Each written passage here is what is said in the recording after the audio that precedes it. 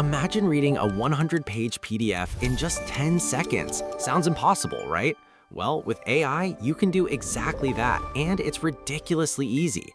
Whether it's a research paper, an ebook, lecture notes, a business report, or even a user manual, you don't have to spend hours reading every page anymore. Here's how. Open ChatGPT and click the paperclip icon to upload your PDF.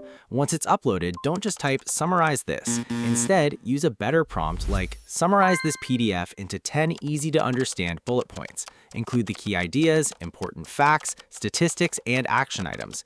Keep the explanation simple and concise. Within seconds, AI will scan the entire document and generate a clear summary, saving you hours of reading. But here's where it gets even better. You can ask AI to summarize the PDF for beginners, create exam-ready notes, explain difficult topics in simple language, extract only the important formulas or dates, list the key takeaways, or even turn the entire document into flashcards, a quiz, or a presentation. It's like having your own personal study assistant that never gets tired. The next time someone sends you a massive PDF, don't waste hours reading it. Let AI do the hard work and focus only on what actually matters. Follow for more AI tips that save you time, and I'll show you more tools that feel like magic.